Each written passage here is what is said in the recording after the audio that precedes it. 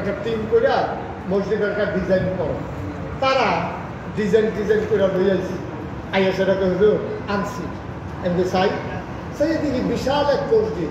আমি এটা কি তো হুজুর এটা করতেন মসজিদের কথা হয়ে যায়, আমি এটা কত বড় হুজুর, এটা কত বড় হিসাব করে লাভ নাই, এটার ভিতরে এক লোকে নামাজ পড়তে পারবো ৬,০০০ লোক। কয় হাজার? ৬,০০০।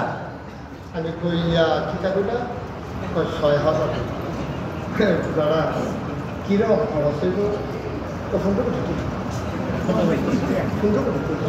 যেমনি কইছি আমি ফোন করছি, আমি কত কইলাম ১৫ কোটি টাকা।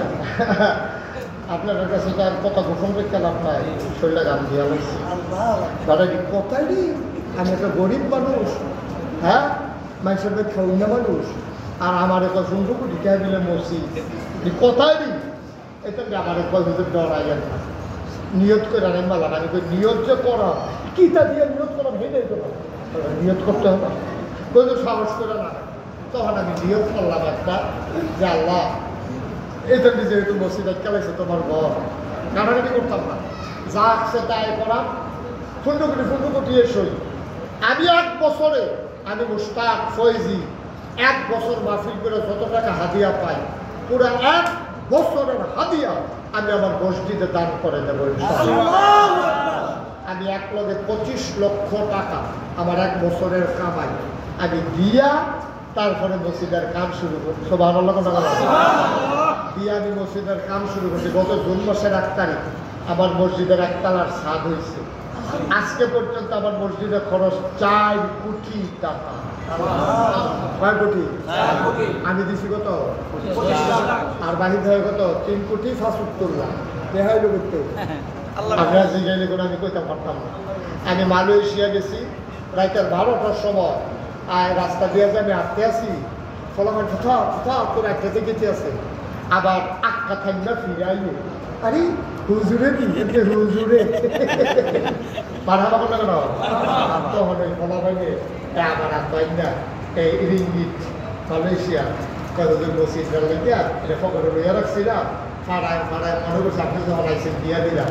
এই নানান জায়গায় যেই দেশে যাই, যেখানে যাই, ২টা লোক দেখলো আমি আমার মসজিদটার কথা কই, কারণ কারি দিয়ে আমরা কি করে বুঝা তো মুশকিল। তা আমি এই মসজিদটার সাদুর টইটা মাঝে মাঝে কান আল্লাহ এই যে আজকে মাসিতে যা তখন গিয়েছিল সাধুরা, সাধুরটা সাইতে হইব না হইলে আমার ঘুমে ধরতো না, বুদ্ধুরা কাম করলো কিটা করলো ইতান দি না চাই আমি ঘুমাইতে পারতাম না। তো সাধুরটা সেটা আমি কাম দিই মাঝে মাঝে, কেউ তো নাই, সব ঘুমাই দো, আমি একলা আল্লাহর লগে কথা কই, আল্লাহ মসজিদের কাম বাজে শুরু করলাম, আমি যদি মরে থাকি আর এই মসজিদের কামটা কেন শেষ করবো? আমার যত মানুষে চিনে আমার ফুটাইতে দ্বারা তো মানুষে চিনে না। আমি তোমার একটা দরখাস্ত দেই, মরণ তো লাগবে, তবে মসজিদের কামটা শেষ করাইয়া তারপরে তুমি আমার মাইকো। আমিন কইতাম না?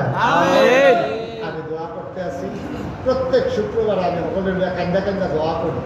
আপনারা আমার নিজের মানুষ, কাছের মানুষ, কত জায়গায় যাই, কত জায়গায় যাই, কত মানুষ কত কত সাহায্য করে। আপনারা যদি পারেন, কারণ আল্লাহর নবী বলছে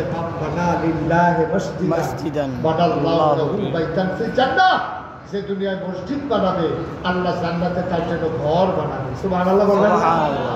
চিন্তা করে আমরা ঘর বানায় মসজিদটার সিলাইলে আল্লাহ একটা ঘর বানায়, একটা কোনা যে সকলে কুলবালিশ দিয়ে উত্তর হইলাম কেন এই আশায় আসেননি কেউ, হ্যালো যে হুজুর আমি ইনশাল্লাহ